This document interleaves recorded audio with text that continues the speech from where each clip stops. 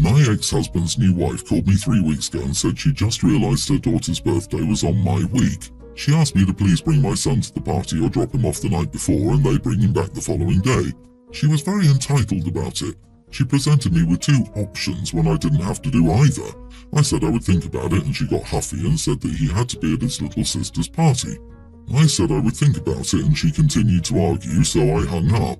Finally, the day before the party, I asked my son, "Do you want to go to Sister's Name's birthday party?" He said he did, so I texted her to tell her we'd be there and asked her about the time of the party. She told me it was at noon, so we got there at 12:30 and there were no other cars, which was weird. When we went inside, my ex said he needed to talk to me, and I said that wasn't necessary and asked where the party guests were. He said he needed to prepare me before I saw his wife. I said, "Why, is she pregnant or something?" He said she was, and I just rolled my eyes. I again asked where the party guests were. He said the party was at 2, but they wanted to ensure I had time to put myself together before the party. I told him he needed to quit the soap opera drama because I didn't have time for it. I took time out of my day to accommodate them, but they blew it. I'm not hanging out with them in an empty house for over an hour, and I'm not wasting gas to leave and return. I took my son to the park and we had a nice day, but my ex texted me a bunch about how I was punishing his daughter for his wife's pregnancy. I don't care that his wife is pregnant. My only response was a text that said, "Grow up." My son asked about his sister's birthday and I said there was a mix-up with the party time, which was true, and his dad's family, and he will all celebrate together when he's at his dad's next time, so he was chill. My mom said I hurt the birthday girl, but she's a toddler. She's not going to notice who's at her party. My mom told me to be the bigger person, but I feel there's a limit to that. I wouldn't reward the lying and trickery my ex did any more than I would reward it if my young son did it. Am I the idiot for leaving the birthday party and not coming back? So wait, your ex intentionally kept the actual time from you so you would show up early, and all that just so he can tell you about the pregnancy in person and give you time to put yourself together afterward as if it's some life-shattering news to you. What? Heck no, you are not the idiot. He really seems to love drama. I'd like to know what kind of reaction they wanted. You sobbing on the floor while they can be the bigger person and comfort you, and later they will tell everyone how hard it hit you and how nice they are for being there for you.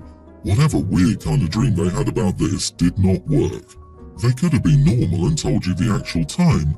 It was already nice of you to bring your son during your parenting time. I would have told them they could drive if they wanted him to join during your time. People don't get to blame the victim of a failed trap for not falling for the trap. They messed around and found out. They were trying to create drama. Who wants to go to their ex's house and sit for 2 hours? This is on them. If they were so concerned about your reaction, they could have told you at any time before the party. Instead, orchestrating a plan for you to show up and have time to feel your feelings, you took your kid to the park and had some fun. I say good for you. I think the ex actually wanted to hurt her versus somehow protect her. Seems like he wanted to see her be emotional and upset. If someone was trying to spare feelings, they'd text about it beforehand and let OP process it on her own. Hence, the joke's on them since OP clearly doesn't give a damn about it. Yep, they lied and manipulated you. If you have a legal custody agreement, stick to it. Maybe get one of those apps that are court-approved for the contact between parents. Tell your mother that sometimes being the bigger person allows bullies to continue to be bullies. Don't allow toxicity into your life. This whole thing is exhausting. You're all idiots and must learn to behave appropriately to put your child before everything else. This isn't about you and your ex. It's about your child. You both need to be more accommodating. At one point or another in the next 12 plus years, you'll both need favours from each other for your child. Figure out how to be peaceful for the child. It's not about you. My ex and I have 2 children together. We do it for the kids, not us. You don't have to be friends, but you'll both get better results, and life will be easier being nice and doing things you don't have to do. I work in a field that operates very closely with the field of law. My degree is a dual degree in law and business, and I work with actual lawyers and deal with legality issues daily. Also, because of the classes I took in uni and the friend circles I ran in, I know many lawyers all over the legal profession, including guys in the prosecutor's office, divorce attorneys, corporate lawyers who I work with, and so on. There was a family dinner recently and my niece was talking about uni subject options for next year. I really struggled to choose between biosciences, psychology, business and law, so I was really interested in what she was going to choose. She said she was struggling between doing biosciences and then grad entry medicine or law. I struggled with the same issue. I didn't get the grades for undergrad medicine, by the way, and neither did she. One thing that I got concerned over, though, is how she thinks the legal profession works. She was talking about how cool it is to tackle super unique cases every day and how she would love earning massive amounts of money while doing it. She mentioned that she thought it was like Suits but a bit less cinematic. This is where I stepped in and explained how the legal field really works and the pros and cons of working in it. The minute I started talking about the cons, though, after the pros obviously, my sister begins glaring at me, and I broke the concept that lawyers work super unique, on the feet, exciting cases all the time. They typically are specialised, so they deal in the same kind of case, not that that is boring. They mostly spend their time reading through contracts or drafting them in the corporate field, which is what is in Suits. The amount of time they spend at trial is ridiculously short compared to how long they spend preparing for it, but also ridiculously long too, as trials can last months. Basically, my niece then starts screaming at me how she knows more about the legal profession than I do, and I don't know crap about law, and how I'm trying to mansplain her own profession to her, even though she's never worked or met a lawyer before. I decided it was best to leave. I no longer stay in places I'm yelled at anymore. My sister called me and told me I had no right to explain something I had no idea about, and that I was a typical man trying to tear down a young girl's dream of being a powerful woman in a high-level profession. Am I the idiot? Well, actually, but no, that wasn't mansplaining, as in telling a woman things she already knows in a condescending tone. That was explaining to an inexperienced person with unrealistic expectations that the world doesn't perform like TV. You didn't tell her not to be a lawyer, you told her what being a lawyer is like. Boy, I didn't think the definition of mansplaining could get even more diluted, but here we are. LOL. You are offering your experience in your field to someone not in the field. She should know what she's going in for. You explained it to her. You did nothing wrong and shouldn't have been yelled at for that. Let her find out the hard way. Lawyer and woman here are not the idiot. Also, this is not mansplaining. First, just because a man is explaining something, that does not make it mansplaining. Second, I've had this very conversation with undergrads looking into being a lawyer. While I referenced a different TV show, I said almost exactly what you did.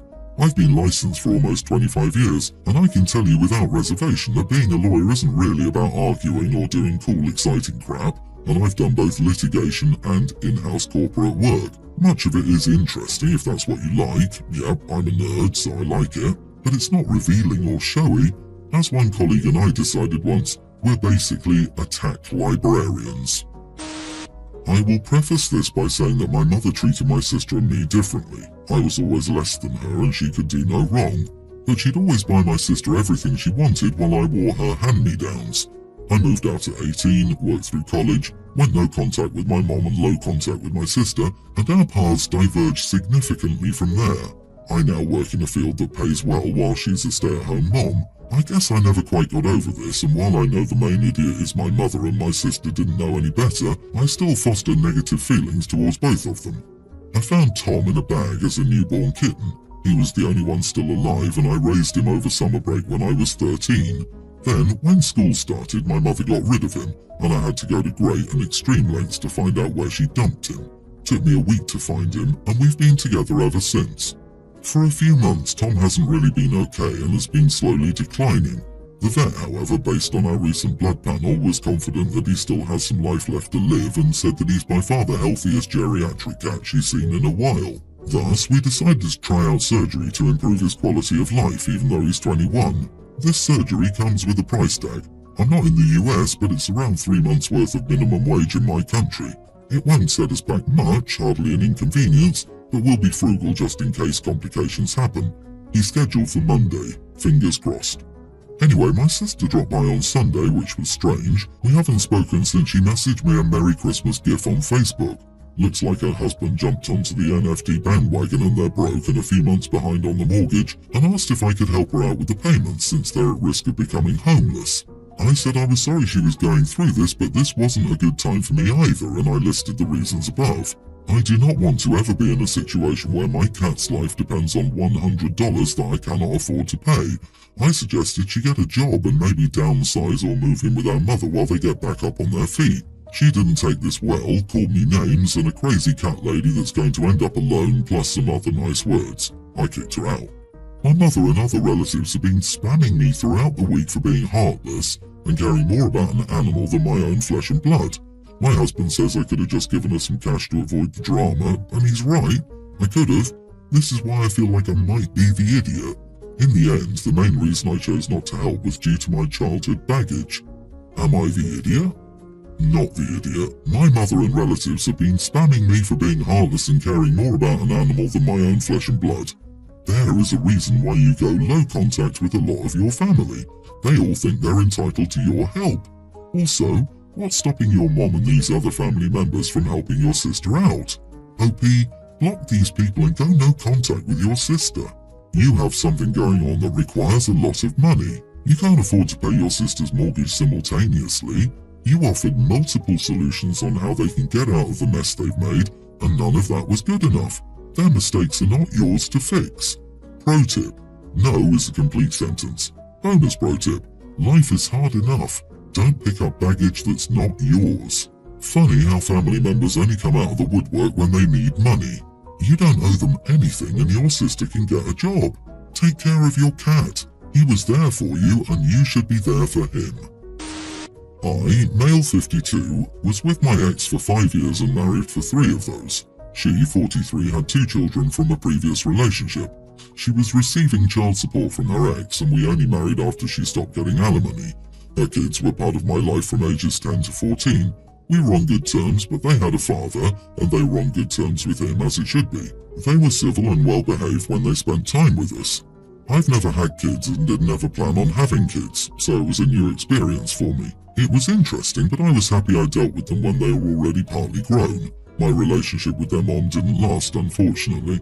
It might have been better if we hadn't gone from having fairly independent lives for our first year of marriage to being locked into our house together 24/7 for the next 2 years. We divorced 2 years ago. We were older when we met and we both had careers, so we had a prenup. I kept the house that I owned before we married and she got some money from the retirement fund we set up. We are from a small town outside a big city, so we saw each other every once in a while at the grocery store or social events. The older kid is starting college this September. I remember helping them plan out their high school AP classes and talking about them getting a car if they wanted to drive from town to a train station for school. It never happened. I never got them a car.